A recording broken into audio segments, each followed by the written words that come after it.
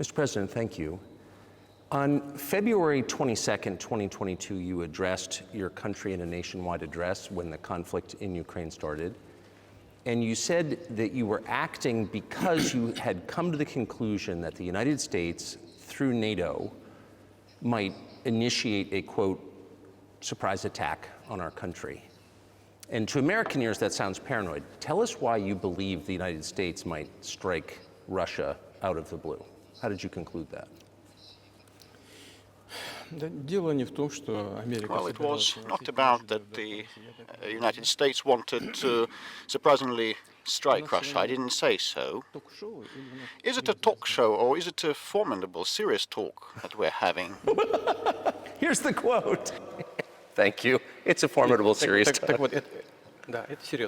It's a serious talk, okay. You are trained in history, as far as I know. Yes. So I'll allow myself to spend a minute to give you a reference note, a debriefing, if you don't mind that. Please. Well, look, our relationship with Ukraine, what was the starting point of the relationship? Where does Ukraine come from? The Russian state became centralized, which was the year of establishment of the Russian state in 862, when, well, there's a city of Novgorod in the northwest of Russia, when they invited Prince Rurik from Scandinavia, from the Vikings, in 862. In 1862, 1,000 years since the establishment of the statehood was marked, and there is a memorial dedicated to that in Novgorod. In 882, the successor of Rurik, Prince Oleg, who actually was a regent to Rurik's young son, came to Kiev. He ousted two brothers that used to be in the past, had been in the past members of the crew of Rurik. And so there were two centers of the statehood, in Kiev and in Novgorod, back then. The next red letter date was 888. The conversion into Christianity, when Prince Vladimir accepted Eastern Christianity, the Orthodox faith, in Kiev. Since then, decentralized power in Russia got entrenched with a single territory, a single economy, one and the same language. And after the baptism of Rus, they had the same faith and the rule of Grand Prince, and the centralized Russian state was fledgling. Thanks to different reasons, after the succession to throne practices were introduced by Yaroslav the Wise, after he'd passed away, there was not direct order of succession from father to the eldest son, but it was the horizontal from the demised prince to his brother, and all that led to the partitioning, feudal partitioning of ancient Rus. Same happened in Europe. It was a natural process, but that partitioned state, Russian state, became and fell prey to the empire established by Genghis Khan, and Khan party came to Rus, pillaged all the cities, and different cities like Kiev and others lost their independence, while northern cities of Russia preserved part of their sovereignty. They paid tribute to the yoke. And later, the centralized Russian state became fledgling in northwestern part of Russia, and the southern lands of Russia were gravitating towards another center, the one of Europe, the Grand Lithuanian Dukedom, Duchy, the Lithuanian-Russian Duchy, as the ethnic Russians constituted a big part, and they were Orthodox in faith and they spoke the ancient Russian language then there, but later Poland, the Kingdom of Poland and the Grand Duchy of Lithuania were unified, and another unification in spiritual sphere was signed, and part of the Orthodox priests were now subordinate to Pope. So those lands were transferred to the Polish and Lithuanian state, but for decades the Poles tried to convert those people, those Russians, trying to entrench an idea that those were not specifically and fully Russian, trying to assimilate them. Ukraine means the trim of the nation, the trim of the land, the border area. So some of them were border guards or something, but there was not about a specific ethnic group. So the Poles tried to assimilate the Russian population there and treated those lands in a tough or cruel even way. All that led to that part of the Russian lands struggle for their rights. They wrote letters to Warsaw claiming that their rights were to be upheld. I beg your pardon, can you tell us what period? I'm losing track of where in history we are. The Polish oppression of Ukraine. It was in the 13th century, 13th century, 14th century. 13th century. And I'll tell you what happened later, and I'll keep track of the dates. In 1654, or a bit earlier, the people who controlled power in that part of the Russian lands addressed Warsaw, claiming that some Russian ethnicity and Orthodox rulers would be sent to govern them, and Warsaw declined and rejected that, and then they turned to Moscow, so that Moscow would establish its power over them. I'm not inventing things, don't you think?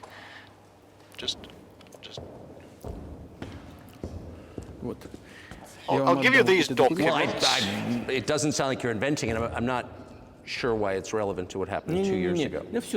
Well, still, these are copies from the archive with letters from Bogdan Khmelnytsky, the one who controlled that part of the Russian lands that is now called Ukraine, and he wrote to Warsaw claiming that the rights be upheld, and when he was rejected, he received a refusal, he started writing to the Tsar of Moscow, wishing to be part of the Russian lands. And there is a translation in Russian and in English, probably. Russia would not accept them straight away, because they feared that a war with Poland would be unleashed. In 1654, the Zemsky Council decided that this part of the ancient Russian lands be accepted as part of the new Russian land. And the war with Poland began, and it lasted for 13 years, and afterwards a truce was enacted after the 1654 Act. 32 years afterwards, the eternal peace with Poland was established and proclaimed. And all the left bank of the Dniester River, including Kiev, Dnieper River, was part of Russia, became part of Russia, and the right bank of Dnieper became part of Poland. And under the rule of Catherine the Great, Russia returned all those historical lands of its. And that all happened and lasted till the revolution. But before World War I, using the ideas of Ukraine ethnicity and origin, the Austrian General Staff started promoting the Ukrainian origin and Ukrainian identity, because they, in the view of the First World War, they wanted to weaken the prospective enemy. And the idea that had been born in Poland, that those people residing in that territory were not specifically and wholly Russian, was later promoted by the Austrian General Staff, and theorists appeared in the 19th century upholding the independence of Ukraine. They spoke of its need to obtain independence, but all the pillars of the Ukrainian sovereignty, all the proponents, said that Ukraine was to have a very good relationship with Russia. They insisted on that. Well, after the revolution of the 1917 happened, Bolsheviks tried to restore the statehood, and the civil war began, including a standoff with Poland. In 1921, the peace treaty with Poland was proclaimed, and under this treaty, the right bank of Dnieper River once again belonged to Poland. In 1939, after Poland cooperated with Hitler, and they collaborated with Hitler actually. We have all the documents in the archive, and Hitler proposed Poland a peace treaty and a friendship treaty, but he claimed that Poland should give the dancing corridor back to Germany, and that connected the main part of Germany with East Prussia and Königsberg.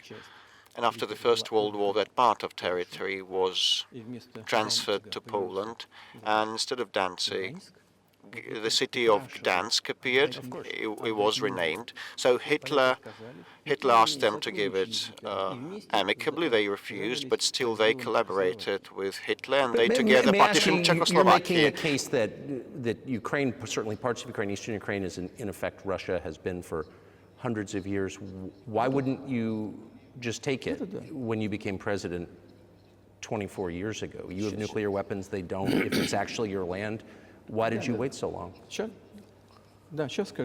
I'll tell you. I'm coming to that. This debriefing is coming to an end. It might be boring, but it explains many things. How it's relevant. Good. I'm so gratified that you appreciate that. So after, before World War II, Poland did not accept the claims of Hitler, the demands of Hitler, but participated in partitioning of Czechoslovakia, but it did not give the Danzig corridor to Germany. The Poles played too much, and as a result of that, Hitler started the war with them, against them. On the 1st of September 1939, Poland turned uncompromising, and Hitler had to begin with Poland. And the USSR, I have read some archives, the USSR behaved in an honest way. The USSR asked Poland's permission to transit their troops through the Polish soil to help Czechoslovakia, but the then Polish foreign minister said that even if Soviet planes would fly over Poland, they would be downed, he said. But that doesn't matter. What matters is that the war began, and Poland fell prey to their own policies against Czechoslovakia. According to the Molotov-Ribbentrop Pact, part of that territory now belongs to Russia, including Western Ukraine. And Russia, that was then named the USSR, came back to its historical lands. And after the victory in the Great Patriotic War, as we call World War II, all those territories were enshrined to belong to the USSR, finally and definitively. And actually, Poland, as a compensation, received the originally German Western lands, the eastern part of Germany, part of the eastern part of Germany, some segments. These are now western lands of Poland, and it once again received the part of the coastline of the Baltic Sea, and the Danzig once again was renamed to become Gdansk. So this is how the whole situation happened, and when the USSR was established in 1922, the Bolsheviks started establishing the USSR, and they established the Soviet Ukrainian Republic that was not existent before, hadn't existed before. And Stalin insisted that those republics would become autonomous entities. Unfortunately, strangely, Lenin insisted that they should have a right to withdraw and pull out of the USSR. And to unknown reasons, he transferred some of the lands to that Soviet Republic of Ukraine that belonged previously to Russia, and that became part of the Ukrainian Soviet Republic, including the Black Sea region that was conquered by Catherine the Great, and it had no historical bearing on Ukraine, had no relations. In 1654, when Ukraine was got reunified with Russia, they were the size of 3 to 4 contemporary regions of Ukraine. In 1654. You obviously have encyclopedic knowledge of this region, but why didn't you make this case for the first 22 years as president that Ukraine wasn't a real country? Yes, the Soviet Ukraine received a great deal of territory that had never belonged to it, including the Black Sea region. Russia received those lands as an outcome of the Russian-Turkish wars, and they were called New Russia or Novorossiya. But that doesn't matter. But actually Lenin, the founder of the Soviet state, gave Ukraine its own territory, and for decades the Ukrainian Soviet Republic was part of the USSR. And to unknown reasons, the Bolsheviks promoted the Ukrainian culture and language.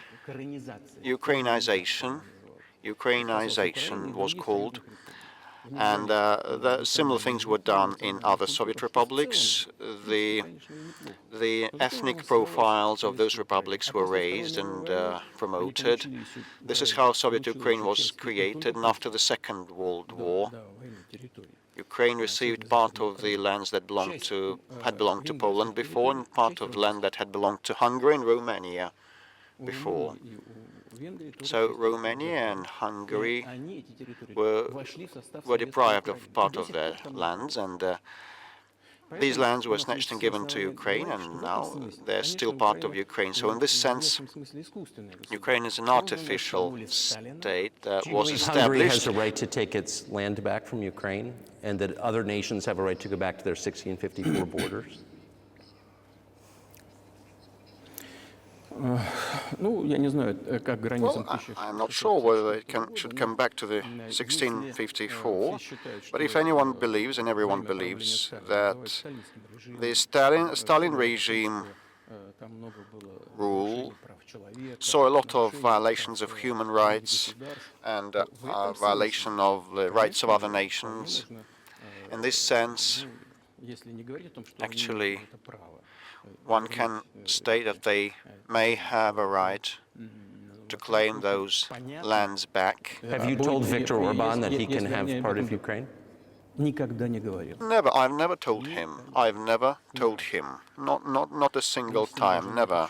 We haven't even had any conversation on that. But I actually know for sure. Что, конечно, венгры, которые там проживают, Of course, the Hungarians who live over there, they want to get back to their historical очень интересная история. land. Moreover, just an interesting anecdote, a personal one I would like to share with you, Где-то в let начале me 80-х годов divert a little bit. Somewhere in the тогдашнего Ленинграда 80s, I think I went on a road trip through the USSR from Leningrad on a car via Kiev, then I went to western Ukraine.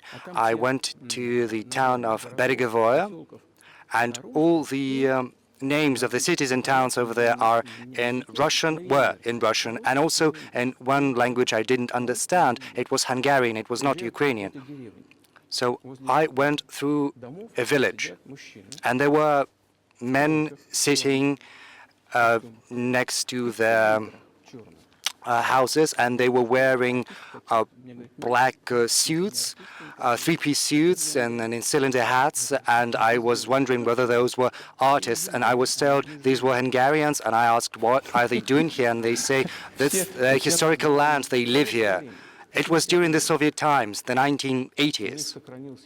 And they had managed to preserve the Hungarian language, Hungarian names, national attire, and they felt Hungarian, and they were Hungarian. Well, So that is, and there's a lot of that, though. I think many nations are upset about Transylvania as well, as you obviously know. But many nations feel frustrated by the redrawn borders of the wars of the 20th century, and wars going back 1,000 years, the ones that you mentioned. But the fact is that you didn't make this case in public until 2 years ago, February. And in the case that you made, which I read today, Сейчас скажу.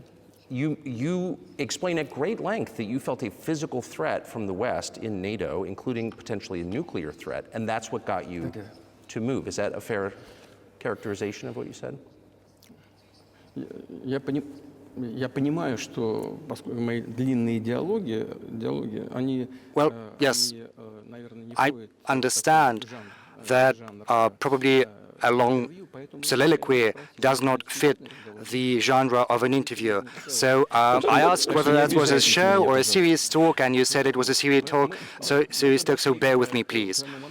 So we are coming to the point where the Soviet Ukraine was established. Then in 1991, the Soviet Union collapsed, and everything that Ukraine had got as a gift from Russia, well, it took with it. And generally, I'm coming to the current point in time. The collapse of the Soviet Union was basically the initiative of the Russian leadership. I do not understand what they were thinking back then, but I suspect that there were several elements to their rationale, several reasons. First, I believe that the then Russian leadership thought that the fundamental basic relations between Russia and Ukraine, such as common language, because 90% back then spoke Russian, familial ties, because, 1 in 3 Russians have families or some other ties in Ukraine, common culture, common history, common religion. These are fundamentals, also being in one single state for hundreds of years. These are fundamentals, just as the economic interconnections. And that is what drove the Russian leadership to think that inevitably the relations would be good between the two countries. And secondly, as an American citizen, I want you and your audience to know that the Russian leadership thought that, okay, the USSR would cease to exist, but there would be no more divisive lines of ideological nature. They also thought that Russia, voluntarily, of its own volition, decided to dissolve the Soviet Union, thinking that the civilized West, as it were, would see that as an invitation to friendship and alliance. That is what Russia was expecting from the US and the collective West as a whole. There were some smart people, in particular in Germany, Egon Barth. He was a prominent politician from the Social Democratic Party, and in personal talks with the Soviet leadership before the collapse of the Soviet Union, he was insisting that a new collective security system should be established in Europe. Yes, he thought that help should be given to the reunified Germany, but also it was supposed to create a security system involving the US, Canada, and he said if NATO would expand, then it would be back during the Cold War, but only closer to Russia's border. He was very smart, but no one listened to him. And, you know, we've got some talks from archives, and he got angry. He said, if you don't listen to us, I am never setting my foot in Moscow once again. He was very frustrated with the Soviet Union, and his prophecy came true. Yeah, well, of course, it did come true, and you've mentioned this many times. I think it's a fair point, and many in America thought that relations between Russia and the United States would be fine with the collapse of the Soviet Union and the end of the Cold War, that the opposite happened. But you've never explained why you think that happened, except to say that the West fears a strong Russia, but we have a strong China the West does not seem very afraid of. What about Russia, do you think, convinced policymakers they had to take it down? The West is afraid of a strong China more than it fears a strong Russia, because it's just 150 million people in Russia and it's 1.5 billion people in China, and also China's economy is growing at more than 5% a year. So the potential is enormous. You know, Bismarck used to say the most important thing is the potential, and China potentially is the biggest economy in the world in terms of purchasing parity. It's outstripped the US. But let's not talk about who is afraid of whom. Let's not talk in such terms. Let's get back to the fact that after 1991, when Russia expected that it would be inducted into the brotherly nation of civilized nations, it didn't happen. Well, you tricked us. Well, I'm not talking about you personally. I'm talking about the US. We were promised that NATO would not expand eastwards, but there were 5 waves of expansion. And we bore with that. We tolerated that. We were trying to reason with them, because we were saying, we are like you right now. We are, you know, a capitalist economy. Let's come to terms. Let's find an agreement. You know, let's look at Yeltsin times. There was a moment when, you know, the gray cat crossed our path, as it were. You know, Yeltsin came to the US, he spoke in Congress, he said the good words, and these were the signals. These were the signals telling you, let us in. But then, you know, remember the developments in Yugoslavia. Before that, Yeltsin was lavished with praise, but then he raised his voice in support of Serbs, and we couldn't but do that. Yes, I understand there were some complex processes underway, but Russia couldn't help raising its voice in support of Serbia, because Serbia is a brotherly nation, also an Orthodox culture. So Yeltsin spoke in favor of Serbia. But what did the US do? In violation of international law and the UN Charter, they started bombing Belgrade and the US, and it was the US that let the gin out of the bottle. Moreover, when Russia was indignant, when it was protesting, it was told that the international law and the UN Charter had become obsolete. Right now, they're all referring to international law, but back then they were saying that the international law was obsolete. Yes, some things need to be changed, but not in this manner. And then Yeltsin came under heavy criticism. He was accused of alcoholism, of understanding nothing. He understood everything. Okay, I became president in 2000, and I thought, okay, Yugoslavia is a thing of the past. Let's give a shot at rebuilding the relations. Let's reopen the door that Russia had tried to go through. Moreover, I said that publicly, and I can reiterate, there was a meeting here in the Kremlin with the outgoing President of the US, Bill Clinton.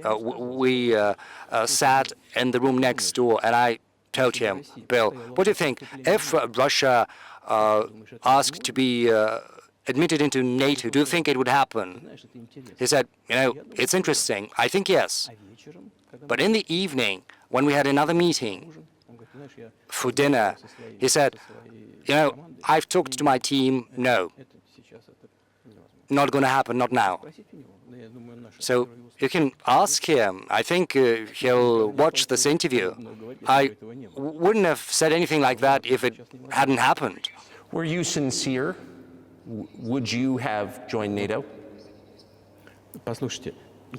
Listen, I asked a question. I said, is it possible? And the answer was no. But if he had said yes, would you have joined NATO? If he'd said yes, then the process of rapprochement would have commenced, and it might have happened in the end if there were some sincere wish on this side of our partners, but it didn't happen. Okay. Why do you think that is? Just to get to motive. I know you're clearly bitter about it. I understand. But why do you think the West rebuffed you then? Why the hostility? Why did the end of the Cold War not fix the relationship? What motivates this from your point of view? Вы сказали, что я испытываю горечь. You said that I feel bitter because of that rebuffal. No, that's not bitterness. I'm just stating the facts. Because, we're not bride and groom. These are not the terms we've got to use in speaking about such matters. We understood that they were not expecting us there. Okay, we said, let's build relations in another manner. Let's look for common ground elsewhere. Why we got that negative response, you should ask your government. I could only guess. We would be too big of a country with its own opinion. Well, I saw how NATO solves and settles matters. Just an example I would like to cite, it applies to Ukraine. The US says something and all the rest just tune in and they follow and they wake. I'm not going to open any secret to you or say anything new, but after that conversation, we made different attempts at building relations. Just to cite an example, during the events in the Middle East and Iraq, we were building our relations with the US in a very prudent, cautious manner. And I always asked the US not to support separatism in the Northern Caucasus, but they still continued with that financial information support, even military support. And that support was flowing in from the US and from its satellites, support towards terrorist bands in the Northern Caucasus. I once talked to a colleague of mine, a president of the US, and I raised that issue, and he said, it's impossible. He said, do you have proof? And I said, yes, I have proof, and I gave that proof to him. And do you know what his response would be? He said, I would give him a good thrashing. That's what he said. Kick their ass, he said. And we were waiting for some response, reply, and I asked a colleague from FSB, to contact his counterpart in the US. And we've got the response, basically, from the CIA and the archives. And the response goes as follows. So, yes, we have worked with the opposition forces in Russia, and we think it is the right thing to do, and we will continue doing that. Just ridiculous. We understood that no serious conversation could be... Forces in opposition to you. So you're saying the CIA is trying to overthrow your government? Well, of course, in that particular case, what they meant were the separatists, the terrorists that were fighting us in the northern Caucasus. That is who they called the opposition. That's the second moment. Another one, another aspect, also very important. I'm talking about the setting up of the US ABM system, the very beginning of that. We long tried to persuade them not to do that. I got an invitation from Bush Sr. He invited me to visit his place on the ocean, and we had a very serious conversation with President Bush, with his team. So I proposed the following. I said, the US, Russia, and Europe should set up a joint shared ABM system against the threats against our security. Even though, the official statement of the U.S. was that the ABM system they were setting up was against Iran, the threat of Iran. So I suggested, why not join forces together, the U.S., Russia, and Europe? And I got a very interesting response. They asked me, are you serious? Let me ask, what year was this? Well, I don't remember. We can look it up on the internet when I was in the U.S. at the invitation of Bush Sr. And it's easier to learn from someone I'm going to tell you about in a sec. And they told me, yes, that is a very interesting proposal. And so I said, just imagine if we can solve this strategic task together, the world would change. Yes, we would probably have differences, economic differences, political differences, but we would drastically change the situation in the world. And they asked me, are you serious? And I said, yes. They said, we need some time to think. And I said, okay, go ahead. And then, at this very room where we're talking, we got former CIA Director Gates and also State Secretary Rice. They sat here opposite from me at this table. We had Defense Minister, Foreign Minister, and the guests said, yes, we've thought about that, but we disagree. So twice you've described U.S. presidents making decisions and then being undercut by their agency heads. So it sounds like you're describing a system that's not run by the people who are elected, in your telling. Yes, exactly. So yes, they just rebuffed us. I'm not going to reveal all the details because that was a confidential conversation, but our proposal was declined. It's a fact. And I said, okay, listen, but in that case, we will have to come up with a response, and we'll have to come up with offensive systems that are capable of overcoming your ABM systems. And they said, your systems are not against you, and we'll assume that yours are not against us. And we had to come up with the hypersonic intercontinental missiles, and we continue to develop this technology, and we are ahead everyone in the world in terms of hypersonic offensive systems. And day in, day out, we are perfecting these systems. We proposed that another path should be followed, but our proposal was rejected. Now, as for the NATO expansion eastwards, they promised us that they wouldn't move an inch to the east, but it was not enshrined on paper. So there were 5 waves of expansion. And the Baltic states did join, and Eastern Europe in general. And now I'm coming to the crux of the matter. They came to Ukraine. In 2008, at the Bucharest summit, a statement was made saying that the doors were open to Georgia and Ukraine to join NATO. Now, as far as decisions are made in NATO, Germany, France allegedly were against, some other countries, European countries. But, President Bush is a very tough guy. And As I was told afterward, I was told that he had exerted pressure on them and they had to acquiesce. So it's like in a kindergarten, you know, where are the guarantees? Who are they? You know, they got under some pressure and they had to agree. Okay, but then they say, Ukraine is never going to join NATO. And I say, I know that you agreed to open the doors to Ukraine in 2008.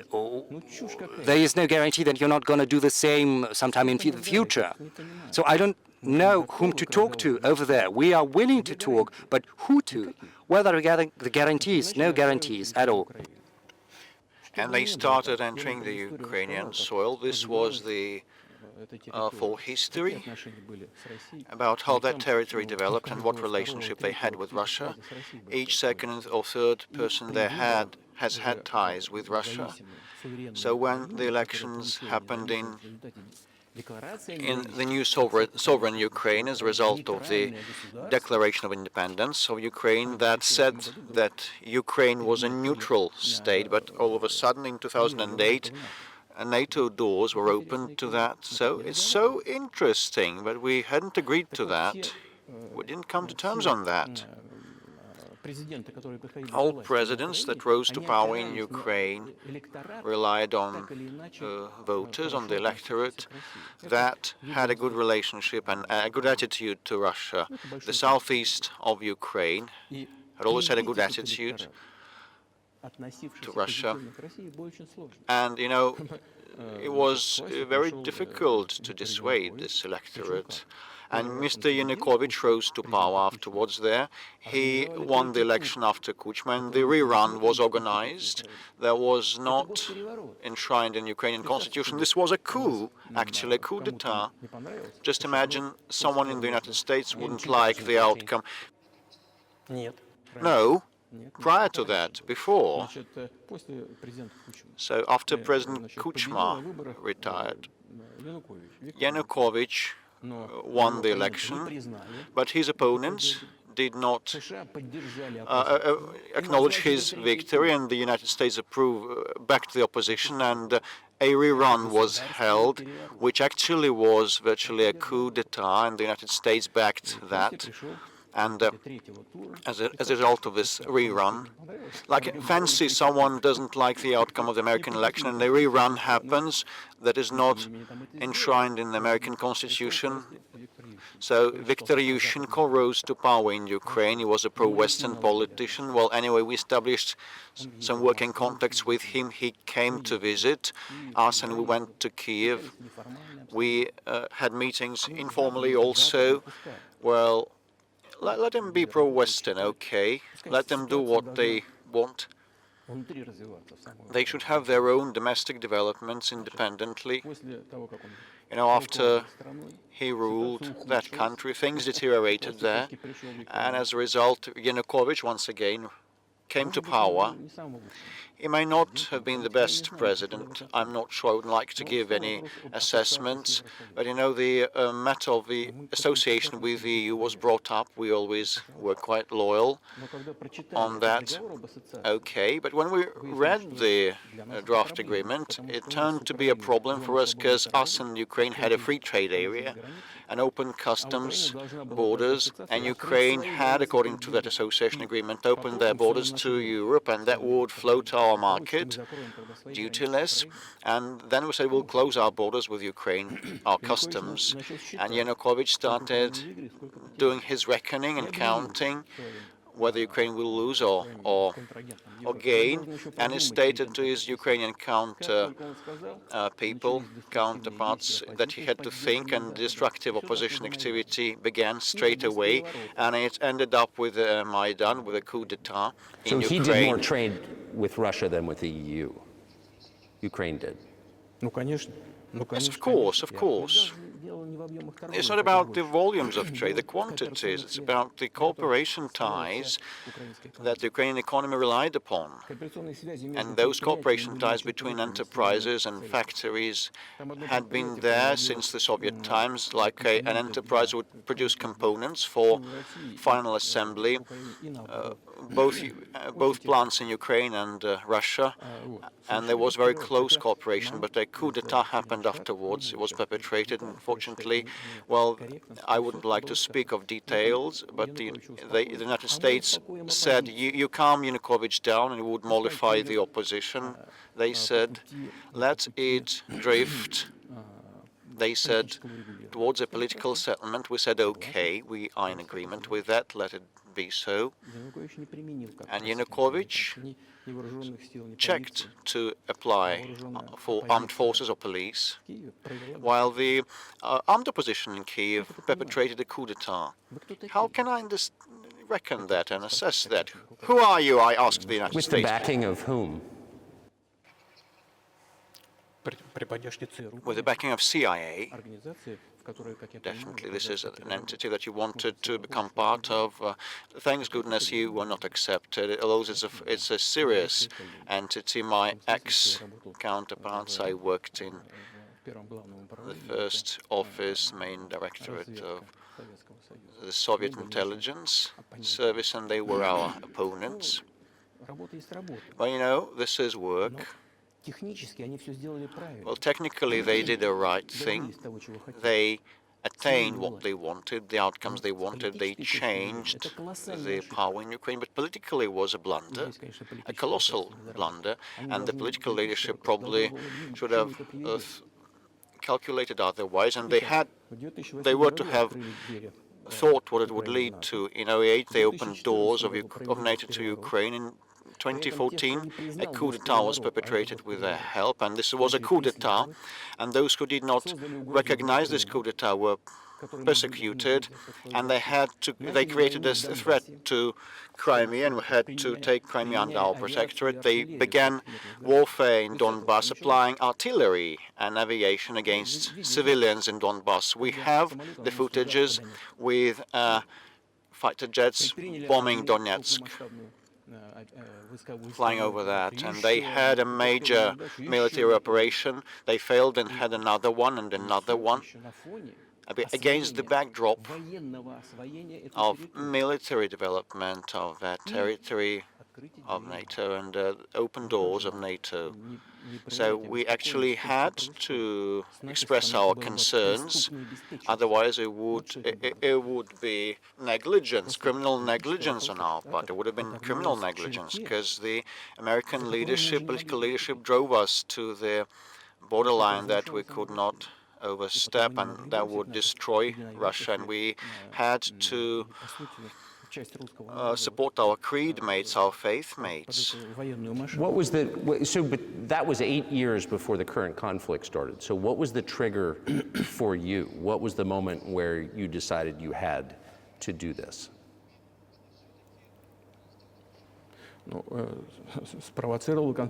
Well, the trigger originally, the trigger was the coup d'etat in Ukraine, and representatives of 3 European nations came then, Germany, Poland, and France, and they acted as guarantors of the agreement subscribed between Yanukovych and the opposition, and they put their signatures as guarantors. Despite that, the opposition perpetrated that coup, and these countries pretended they were not the guarantors. They were oblivious, and they threw it to the dustbin. And I'm not sure whether there is any knowledge in the United States about the guarantors and this agreement between opposition and the Yanukovych government. And instead of a political settlement, they supported the coup, they backed the coup. There was no point in that, actually, believe me, because Yanukovych agreed to everything, and he was ready for early election, and he had no chance, he stood no chance to succeed, to win. Why then perpetrate this coup and all those victims? And why pose a threat to Crimea and launch an operation against Donbass? I cannot understand that. I cannot fancy. This is the miscalculation of theirs, and the CIA did its part, played its part. One of the deputies of Secretaries of State said that they spent around $5 billion on that. But why do that? Why have they done that? It could have been done legally, legitimately, and without the loss of Crimea for them. And we wouldn't stir a finger. We wouldn't have stirred a finger had there not happened the developments, the bloody developments on Maidan. We back then agreed that after the collapse of the USSR,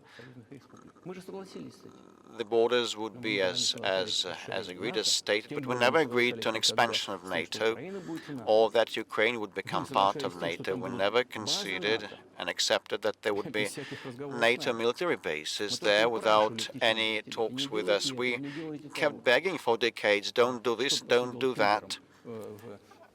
This actually acted as a trigger to the recent development, and with respect to the recent development, the leadership of Ukraine stated they would not abide by the Minsk Accords that were signed after the developments of 2014 in Minsk, with a plan laid out for peaceful settlement in Donbass. And the today's Ukrainian leadership, their foreign minister and other officials and the president said they didn't like a thing about the Minsk package of measures, and they would not stick to them. And the former leaders of France and Germany said that around a year ago, said in public, worldwide, that they had signed that agreement, but they had not been going to execute to fulfill that. You know, they pulled our leg. Was there anyone for you to talk to? Did you call a U.S. President, Secretary of State, and say, if you keep militarizing Ukraine with NATO forces, this is going to be we're going to act? We kept telling them that. We kept telling them that. We addressed the American leadership and the European leaders, claiming that it be stopped immediately and the Minsk Accords were to be executed. It was our requirement, our demand. I was ready to fulfill, to honor. This is not an easy thing for Ukraine, with lots of autonomy for Donbass. But I was positive.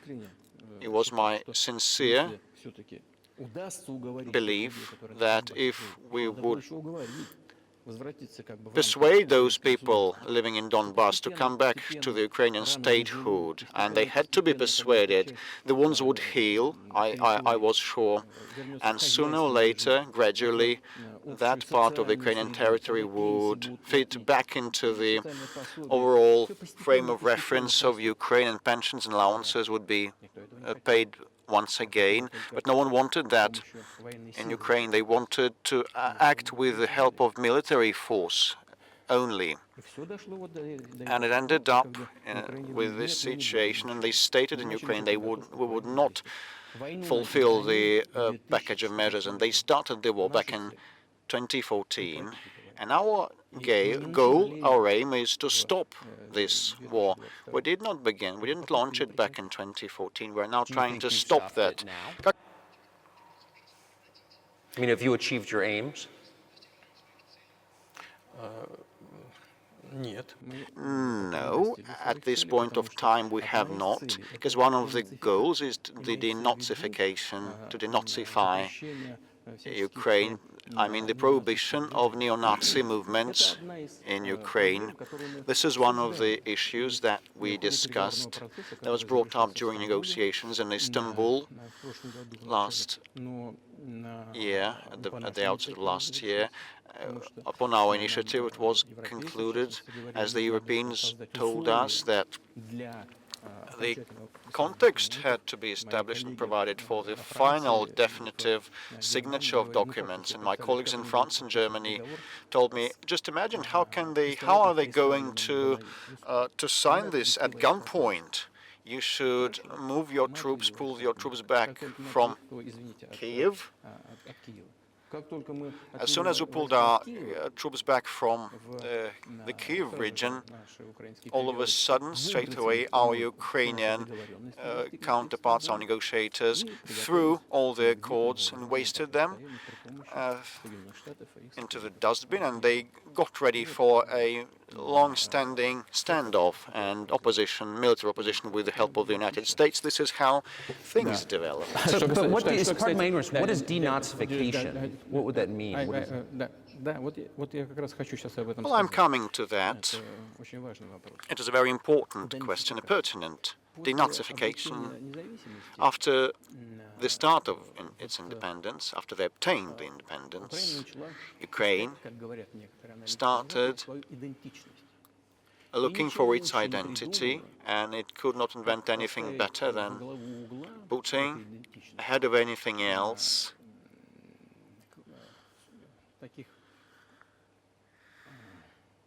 the false heroes that collaborated with Hitler. I have already said that in early 19th century, the theorists of a future prospective Ukrainian independence appeared. They assumed that an independent Ukraine was to have a good relationship with Russia. But in the course of the historical development, and those territories were part of Poland, Ukrainians were persecuted, and this identity was pressed upon, the crackdown upon, and that all remained in people's memory. And when World War II began, part of that far right or far nationalist elite began to collaborate with Hitler, thinking that Hitler would bring them freedom. And the German troops, the SS troops, did the filthiest part of the job to eliminate Poles and Jews, and they did it with the hands of the collaborators, of those collaborators, and that massacre of the Poles and the Jews, of Russians, happened as a result. It was led by Bandera, Shushkevich, and other characters well known. And those people are now presented as national heroes, and they kept telling everybody that, nationalism is existent in other countries. There are sprouts, definitely, but, they're trampled upon in many countries, but not in Ukraine. In Ukraine, they are converted in national heroes. They're turned in national heroes, and monuments are erected to them. They are put on banners, and their names are chanted by the torch processions across the country. But those had annihilated, eliminated, exterminated Poles and Russians and Jews. And probably this glorification should come to an end. Any nation, I'm saying that they're part of Russian people. They're saying that we're a separate nation. If they believe to be a separate nation, they have a right to think so. Not, however, building upon the Nazi ideology. Like, look at the French president. Would you be satisfied with the territory that you have now? Let me conclude the previous thought. You asked me about neo-Nazism and denazification. So, like the Ukrainian president came to visit Canada, it is well known, but it is hushed in the West, and they introduced a person to the Canadian Parliament, and that person, as the Speaker of the Canadian Parliament said, that this person waged warfare against Russians during World War II, And who were those who waged war against Russians? Hitler and his collaborators. And it turned out that he was part of the SS troops. He personally killed and slaughtered the Russians and the Poles. And the SS troops made out of Ukrainian nationalists did the dirty and filthy job. And the Ukrainian president rose together with the rest of Parliament of Canada. And he applauded this person. How can you imagine? How can you fancy that? And he's a Jew by ethnicity. Really, my question is, what do you do about it? I mean, Hitler's been dead for 80 years. Nazi Germany no longer exists. And so, true. And so, I think what you're saying is you want to extinguish or at least control Ukrainian nationalism. But how? How do you do that? Just listen to me. Your question is very intricate. May I speak up and say my true opinion? Will you not take offense? Of course. It is a tricky but a nasty question. You've been saying that Hitler is gone for 80 years, but actually his cause is with us, and the people that exterminated Jews, Poles and Russians are still alive, and a president, the current president of today's Ukraine, gives this person a round of applause in Canadian Parliament, a standing ovation. Can we say that we eradicated this ideology altogether if we see such manifestations today? This is what I mean to be denazification. We should get rid of these people that bring this practice and theory to life, trying to preserve that. This is what denazification is about. Right. My question was a little more specific. It was, of course, not a defense of Nazis, neo or otherwise. It was a practical question. You don't control the entire country. You don't control Kiev. You don't seem like you want to. So how do you eliminate a culture or an ideology or feelings or a view of history in a country that you don't control? What do you do about that?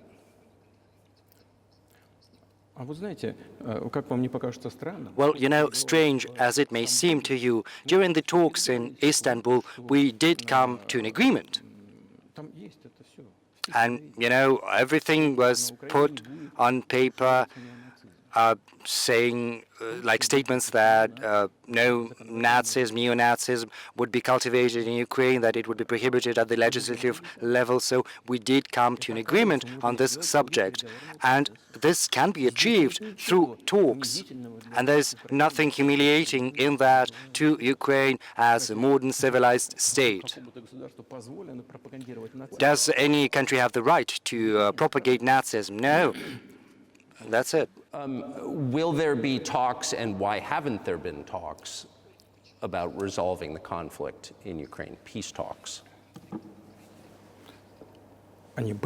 Well, these talks did happen,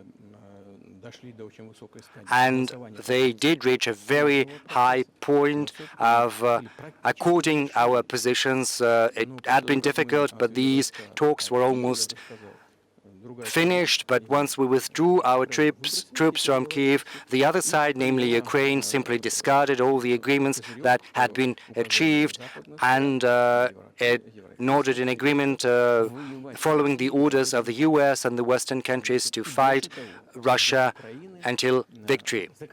Moreover, the Ukrainian president introduced a legislative ban on having negotiations with Russia. He signed a decree that bans anyone from having talks with Russia. How can they have talks if he prohibited himself from doing that, and the rest as well? Yes, we do know that there are some ideas with regard to this settlement, but in order to come to an agreement, you need to have dialogue, right? Well, but you wouldn't be speaking to the Ukrainian president, you'd be speaking to the American president. When was the last time you spoke to Joe Biden? Well, I don't remember. Well, we could look this up. Well, why do I have to remember everything? You know, I've got many things to attend to. Well, he's funding the war that you're fighting, so I would think that would be memorable. Well, yes, he does fund that. When did that happen? the last time I spoke to him was before the beginning of the special military operation. Incidentally, I'm not going to go into details, but back then I told him, I said, I think you're making a mistake of historical proportions in supporting what is currently happening over there. I told him that, and I had said that to him on multiple occasions. What did he say? Well, you should ask him, please. It's easier for you because you are a citizen of the US. You can go there and, ask him. I think it would be wrong, improper for me. Since before February of 2022. No, we haven't spoken. We do have some contacts. Incidentally, you remember I told you about my proposal on working together on setting up a joint ABM system. Yes. Well, you can ask all of them because all of them luckily are very healthy and all alive, and the former president and Condoleezza and Mr. Gates, I think, and the current director of CIA, Mr. Burns. Back then he was ambassador to Russia, and I think he was very successful at what he was doing, and they were all witnesses to these conversations. You can ask them. And if you're interested in to know what President Biden responded to my words, you should ask him. I'm definitely interested, but from the outside, it seems like this could devolve or evolve into something that brings the entire world into conflict and could initiate a nuclear launch. And so why don't you just call Biden and say, let's work this out? Solve this how? Solve what? Because everything actually is very simple.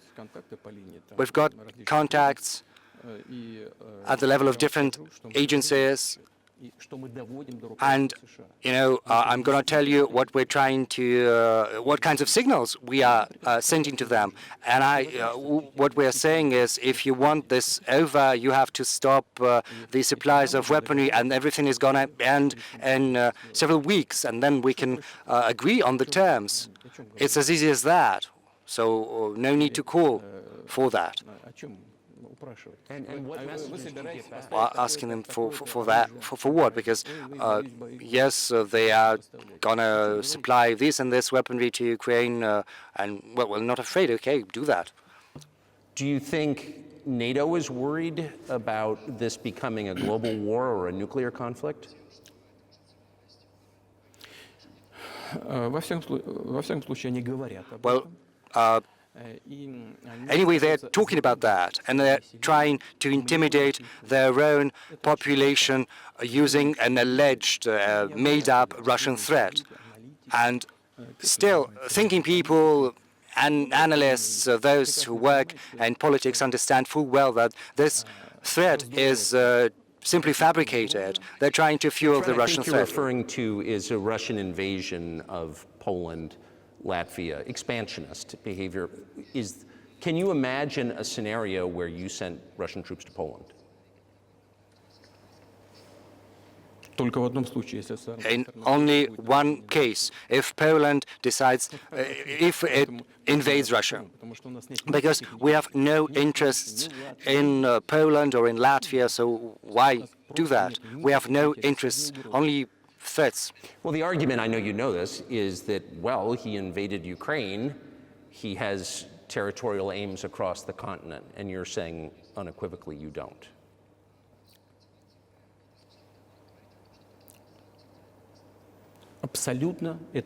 Absolutely.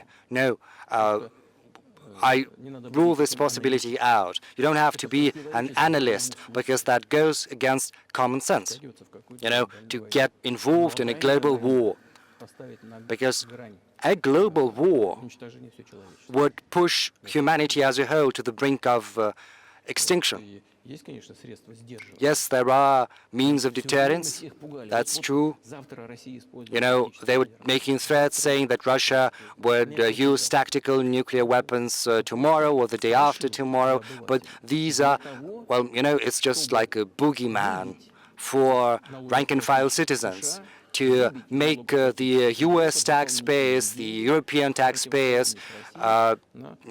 to pay up for military action in Ukraine. And their goal is to weaken Russia as fully as possible. One of our senior United States senators from the state of New York, Chuck Schumer, said yesterday, I believe, that we have to continue to fund the Ukrainian effort or U.S. soldiers, citizens could wind up fighting there. How do you assess that? Well, I think it's provocation, and a cheap one to boot. I don't understand why American soldiers would have to fight. There are mercenaries from the US in Ukraine. The biggest number from mercenaries comes from Poland and then the US. If someone wants to dispatch regular troops to Ukraine, then that would, no doubt, put humanity on the brink of a very serious global conflict. Does the US need that? Why? Fight someone thousands of kilometers from your national territory. Don't you have other things to look into? I think there are issues on the border, issues with migration, with external public debt, like to the tune of more than 30 trillion US dollars. There are other things to do. Isn't it better to come to an agreement with Russia? Given the current developments, given that you understand that Russia is going to fight for its national interests until the very end. So this should compel us to get back to common sense, to have respect for our country, for our interests, and to search for solutions. I think this would be far smarter and far more sensible.